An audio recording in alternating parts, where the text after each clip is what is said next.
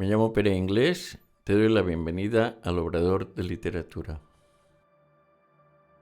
Voy a dedicar un par de grajeas a algo que me parece muy necesario vindicar, incluso urgente en estos tiempos. Me refiero a los cuentos de hadas. Están viviendo momentos difíciles, se los desdeña, no gozan de ningún prestigio e incluso se los rechaza por considerarlos inadecuados para la infancia. Estos cuentos, si se leen como descripciones de la realidad, es decir, desproveyéndolos de su condición metafórica, pueden parecer crueles, sádicos y últimamente incluso son vistos como servidores del patriarcado. Quiero subrayar que los cuentos de hadas no describen realidades, sino estados internos del alma infantil, y lo hacen por medio de imágenes, al igual que la poesía y que el arte en general. Este tipo de relatos que han ido transmitiéndose de generación en generación durante muchísimo tiempo son muy valiosos. Es necesario rescatarlos y hacer que ocupen un lugar preeminente en la vida de los niños. Creo que no tenerlos en cuenta es una enorme equivocación. Desde este canal voy a vindicarlos e intentaré mostrar su colosal valor y su eficacia para ayudar al desarrollo psicológico infantil. Sin más dilación, entraré en materia. Veamos un cuento que me parece ideal para empezar. Es La pastora de gansos, de los hermanos Grimm. Vivía una vez una anciana reina, viuda desde hacía muchos años, que tenía una hija muy hermosa. Al hacerse mayor, la prometieron a un príncipe de un país lejano, y cuando llegó el tiempo convenido para la celebración de la boda y la doncella tuvo que ponerse en camino hacia la corte de su prometido, la reina madre le preparó un ajuar precioso, con brocados de oro y plata, vasos y joyas. Era, en una palabra, una dote digna de una princesa real, pues la anciana reina quería entrañablemente a su hija. Le dio también para que la acompañara y sirviese una camarera que, además, debía entregar a la princesa en manos del novio. Recibió cada una de las dos un caballo. Pero el de la princesa tenía el don de hablar y se llamaba Falada. Llegada la hora de las despedidas, entró la madre en su alcoba y cogiendo un cuchillito se hizo un corte en un dedo para que fluyera la sangre. En un trocito de tela recogió 3 gotas y las dio a su hija diciéndole: «Hija mía, guárdalas cuidadosamente. Puedes necesitarla durante el camino». Se separaron madre e hija con abundantes lágrimas. La princesa se guardó en el seno la telita con la sangre y montando a caballo emprendió el viaje hacia la corte de su prometido. Cuando llevaban una hora cabalgando, sintió mucha sed y dijo a la camarera: «Apéate y lléname de agua del arroyo la copa que para esto has traído». «Si tenéis sed», respondió la camarera, «apeaos vos y bebed. No quiero ser vuestra criada». La princesa, acuciada por la sed, bajó del caballo y, arrodillada en la orilla, bebió directamente del riachuelo sin usar la copa. Luego exclamó: «Dios mío». Y las 3 gotas de sangre le respondieron: «Si tu madre viese esto, el corazón le estallaría en el pecho». Pero discreta como era la princesita, guardó silencio y volvió a montar a caballo. Siguieron cabalgando y al cabo de varias leguas volvió a tener sed, pues el día era caluroso y el sol ardiente. Llegaron a otro río y la princesa volvió a dirigirse a la sirvienta: «Apéate y dame de beber en mi copa de oro», pues había olvidado ya las insolentes palabras de la criada. Pero ésta repitió a su vez, más altanera que antes, su respuesta: Si queréis beber, arreglaos vos misma. Yo no quiero ser vuestra criada. Se apeó de nuevo la princesa, acuciada por la sed, y tendiéndose sobre el agua fluyente exclamó llorando: «Dios mío». Y las 3 gotas de sangre volvieron a exclamar: «Si tu madre viese esto, el corazón le estallaría en el pecho». Y al agacharse para beber, angustiada como estaba, se le cayó del seno sin darse cuenta la tela que contenía las 3 gotas de sangre, y el agua se la llevó. Pero la camarera sí lo vio y se alegró, porque ello le daba poder sobre la princesa, quien al perder aquellas gotas de sangre se había quedado débil e impotente. Cuando la princesa iba a subirse nuevamente sobre Falada, dijo la camarera: «A Falada lo montaré yo, y tú te subirás sobre mi rocín». La princesa tuvo que resignarse. Luego, con palabras duras, la criada le ordenó que se quitase sus reales vestidos y se pusiese los suyos, y finalmente la obligó a jurar, bajo la luz del cielo, que en la corte del rey no diría nada de todo aquello a nadie.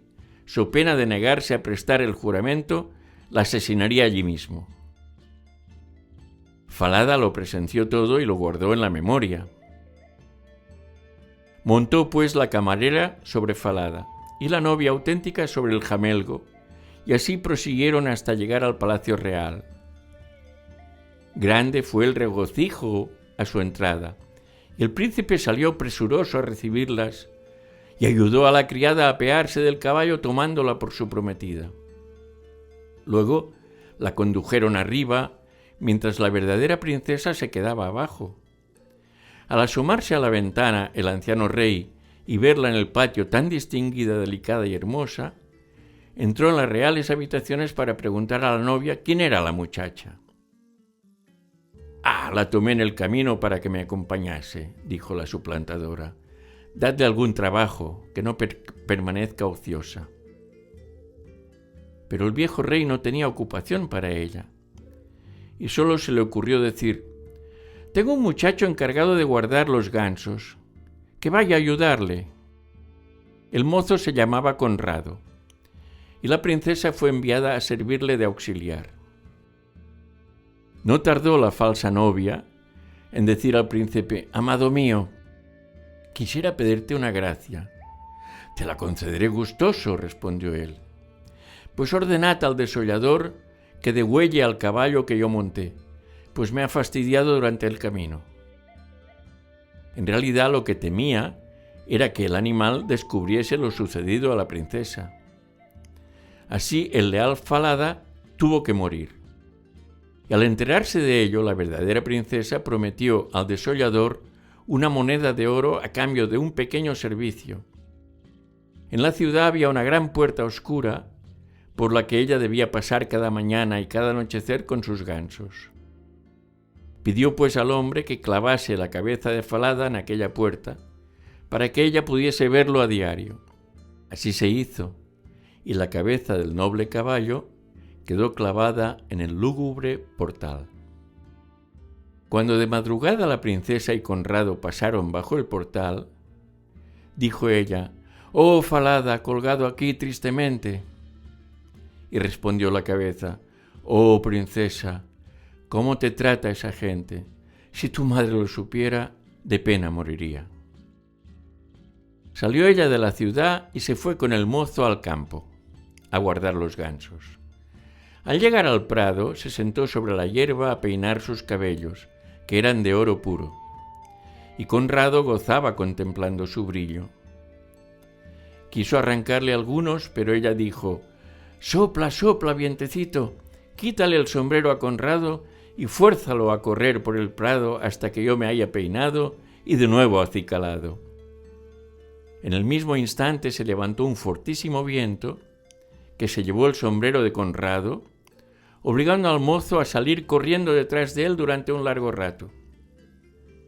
Y cuando volvió, ya había terminado la doncella de peinarse y arreglarse, por lo cual el mozo se quedó sin sus cabellos. Enfadado, dejó de hablarle, y así guardaron los gansos hasta el anochecer, cuando ya regresaron a palacio. A la mañana siguiente, cuando pasaron de nuevo por el portal, dijo la doncella: «Oh, Falada, colgado aquí tristemente». Y Falada respondió: «Oh, princesa, ¿cómo te trata esa gente? Si tu madre lo supiera, de pena moriría». Ya en el prado volvió a sentarse sobre la hierba y a peinarse. Acudió Conrado para arrancarle unos cabellos, pero ella dijo rápidamente: «Sopla, sopla, vientecito, quítale el sombrero a Conrado y fuérzalo a correr por el prado hasta que yo me haya peinado y de nuevo acicalado». Sopló el viento y, llevándose el sombrero de la cabeza del mozo, el cual hubo de correr tras él, y cuando volvió, la muchacha hacía ya un buen rato que estaba lista de su peinado, con lo que Conrado no pudo salirse con la suya. Y así estuvieron guardando los gansos hasta el anochecer. Pero cuando hubieron regresado a palacio, Conrado se presentó al anciano rey y le dijo: «No quiero seguir guardando gansos con esa muchacha». «¿Y por qué?», preguntó el rey. «Porque se pasa el día haciéndome rabiar». Entonces el rey le mandó que le contase lo ocurrido. Y Conrado le dijo: «Cada mañana, cuando pasamos con los gansos por la puerta oscura, se dirige a una cabeza de caballo que hay clavada en ella y le dice: «Oh, Falada, colgado aquí tristemente». Y la cabeza responde: «Oh, princesa, ¿cómo te trata esta gente? Si tu madre lo supiera, de pena moriría». Y de este modo siguió Conrado contando lo que sucedía en el prado y cómo había de correr siempre tras su sombrero. El anciano rey le ordenó que al día siguiente volviese a salir con los gansos. El propio rey, al rayar el alba, se escondió detrás de la puerta, desde donde pudo oír las palabras que se cruzaron entre la doncella y la cabeza de Falada. Luego siguió a los dos al prado, ocultándose en un matorral, y pronto pudo contemplar con sus propios ojos cómo el muchacho y la moza llegaban con los gansos y cómo al poco rato ella se sentaba en la hierba y se soltaba el cabello, y cómo irradiaba un resplandor de oro. Enseguida repitió la doncella: «Sopla, sopla, vientecito, quítale el sombrero a Conrado y fuérzalo a correr por el prado hasta que yo me haya peinado y de nuevo acicalado». Inmediatamente llegó una ráfaga de viento y se llevó el sombrero, obligando al muchacho a emprender una larga carrera hasta recuperarlo, mientras la moza se peinaba los bucles. El anciano rey lo presenció todo.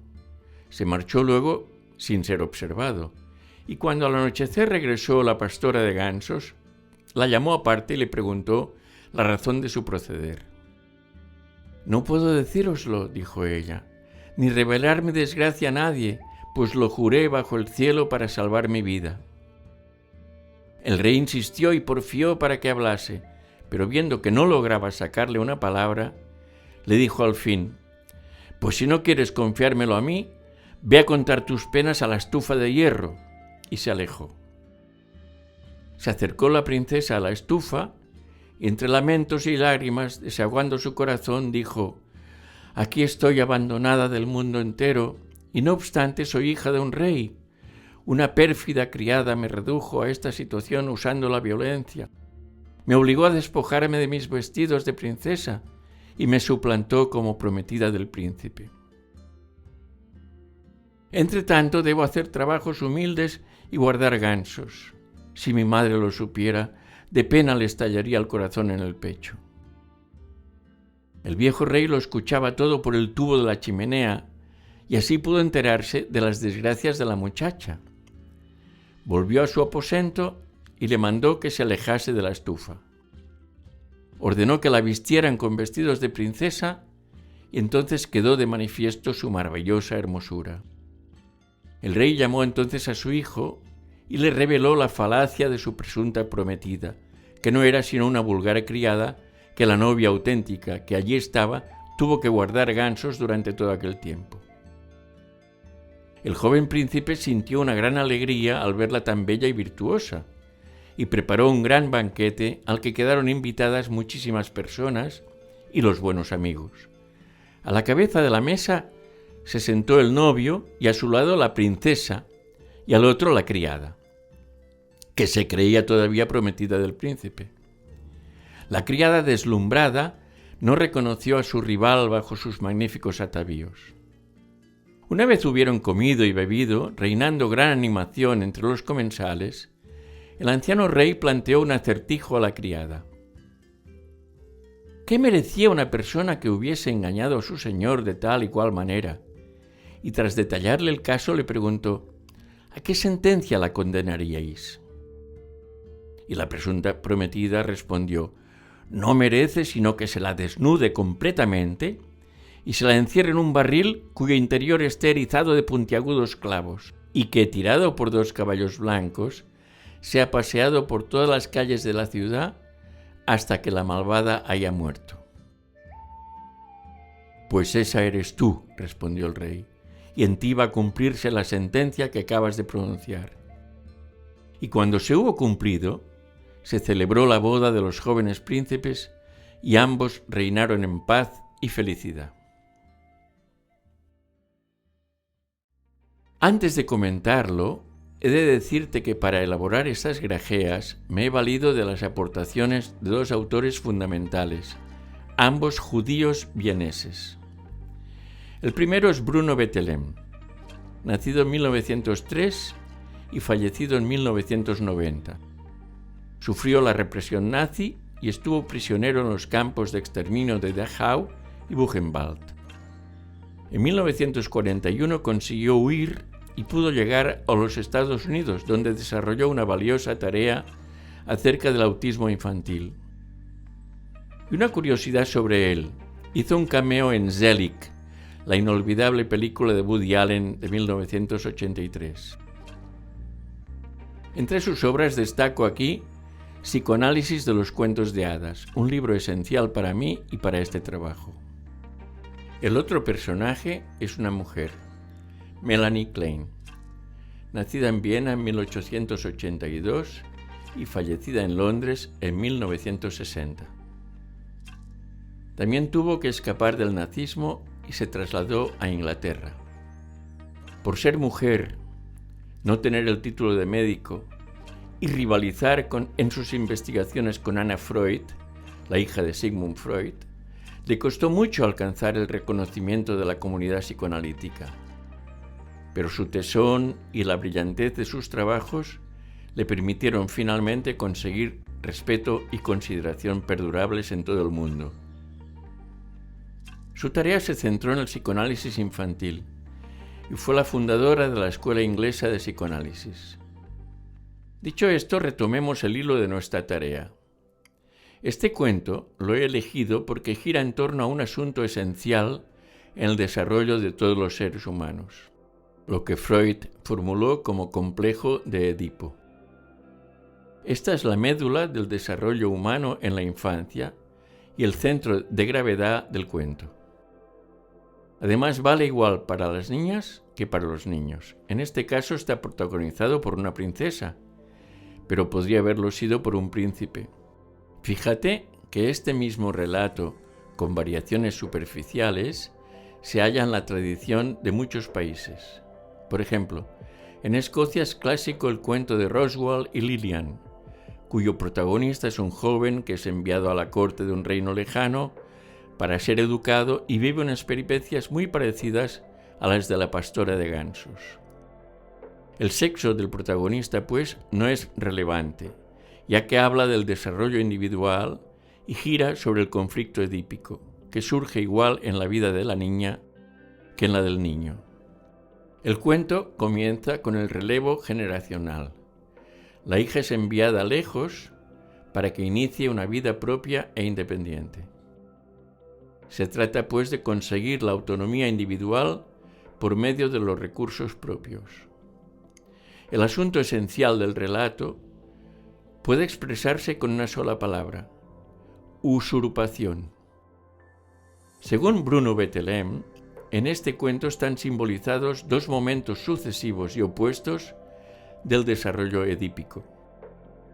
En el primero, el niño o la niña percibe al progenitor de su mismo sexo como un impostor que ocupa el lugar que le correspondería a él en los sentimientos del progenitor del otro sexo. Siente que el progenitor de su mismo sexo le ha engañado para usurparle su lugar.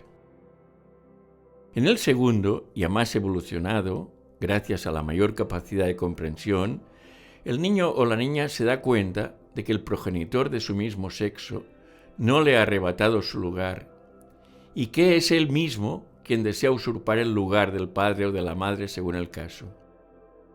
El cuento pues le acompaña en tan difícil proceso y le ayuda a entender que conviene abandonar esas ideas de usurpación, que esos deseos de llevarlos a cabo le acarrearían graves consecuencias. Con ese cuento el niño recibe ayuda para aceptar que él es el hijo o la hija y no ha de querer ocupar el lugar de otro. El complejo de Edipo, tan bien formulado por Freud, es el fundamento del desarrollo psíquico humano y el cimiento que propicia el proceso civilizador.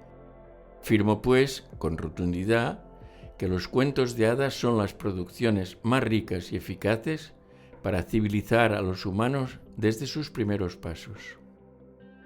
En La pastora de gansos hallamos un elemento muy valioso y específico de las niñas. Se trata del regalo que le hace la madre, las 3 gotas de sangre en el pañuelo. Creo que es la metáfora que refiere que la niña alcanza la madurez sexual, que la niña transita a la condición de mujer. Ello está simbolizado por el viaje que emprende. La princesa deja la niñez para convertirse en mujer. El cuento habla de las dificultades que surgen durante el viaje de la vida que emprendemos para lograr la maduración sexual, conquistar la independencia personal y para realizarnos.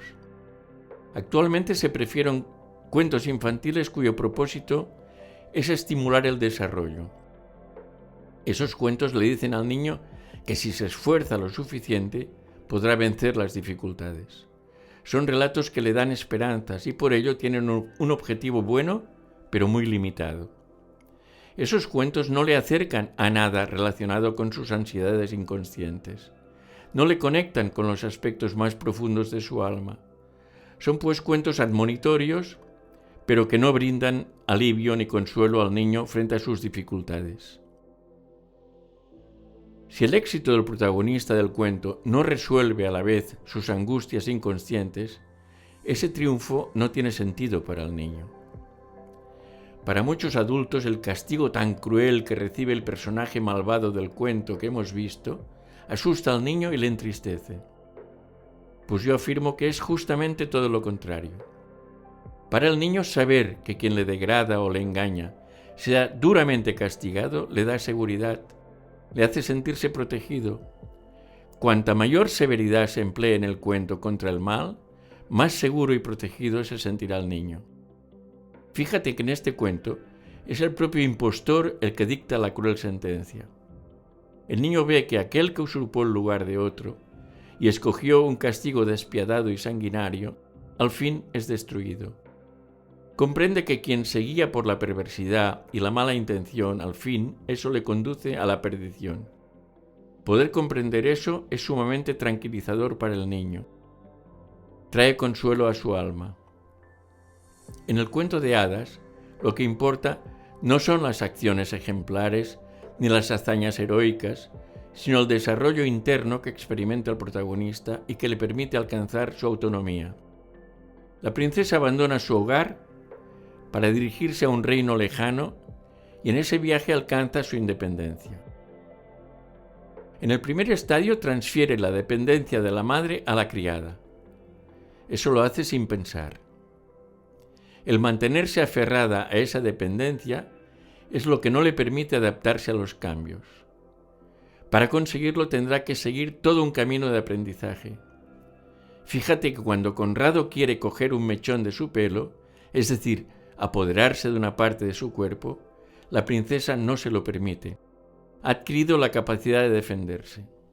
Antes se amedrentaba ante la cólera de la criada. Ahora, en cambio, ya no consiente que el chico la domine y no cede a sus deseos. Hay en este proceso una afirmación de dignidad personal y de inviolabilidad de su cuerpo. Ese paso abre el camino hacia el final feliz. La criada malvada solo puede ser aparentando ser otra. La princesa aprende que solo podrá adquirir autonomía y conducir su propio destino si es capaz de lo más difícil, ser ella misma, no usurpar el lugar de otro, no aparentar ser otro. Los cuentos de hadas no aconsejan al niño sobre lo que debe hacer y tampoco pretenden informarle acerca del mundo externo. De lo que se ocupan los cuentos de hadas es de traslucir los procesos internos que tienen lugar en cada niño. Estos procesos inconscientes son expresados y se hacen comprensibles a través de imágenes que se dirigen al inconsciente, igual como hacen la poesía o la pintura.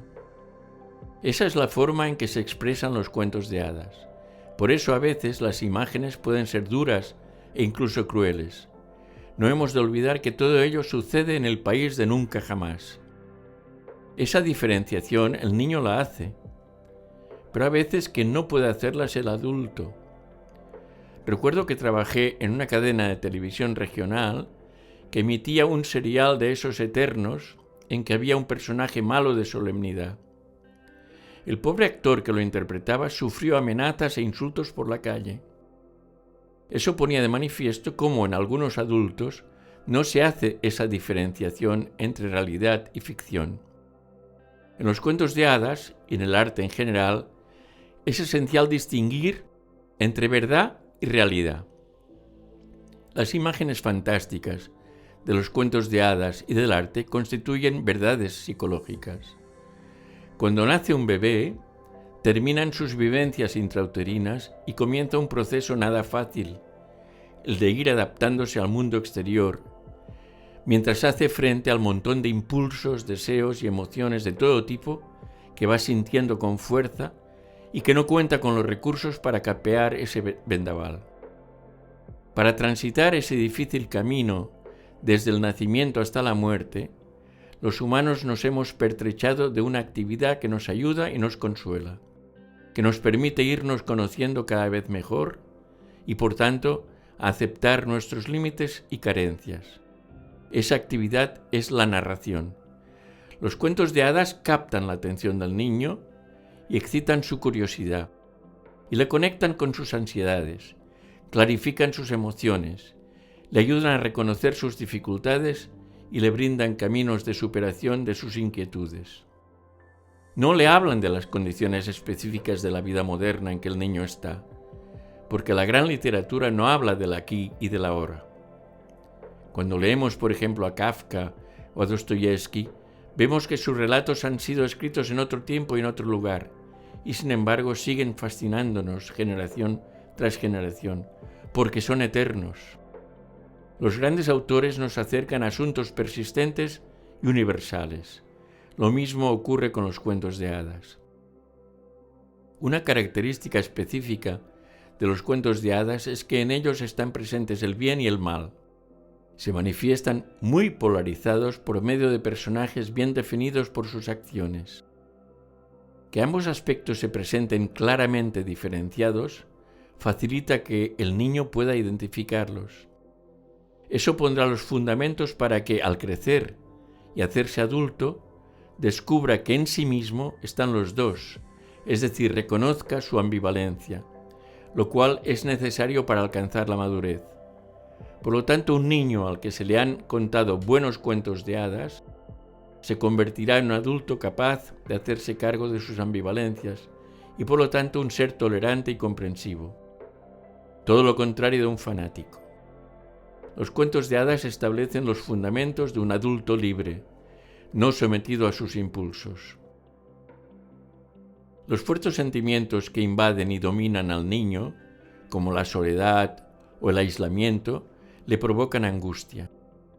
Al no poder expresarlo con palabras, no puede mentalizarlo, y solo puede expresarlo de forma primitiva, simbólica, con el miedo a la oscuridad, por ejemplo, o con fobias y pesadillas. Los cuentos de hadas prestan mucha atención a eso, de ahí que muestren cómo el protagonista establece un vínculo permanente con otra persona que se expresa así, y vivieron para siempre felices. Eso es un elemento de seguridad y consuelo que disipa el miedo a la muerte. Para el adulto que desconoce la psicología infantil, ese final feliz es irreal. Pero ese adulto no tiene en cuenta que con eso el cuento le está diciendo al niño que si puedes establecer una sólida y verdadera relación interpersonal, uno se libra de la angustia de separación que le persigue continuamente. Quedarse pegado a uno de los progenitores no es como se libra uno de la angustia de separación, sino constituyendo una relación nueva y propia. Voy a dejarlo aquí por hoy. En la próxima grajea cerraré el asunto de los cuentos de hadas. Hasta pronto.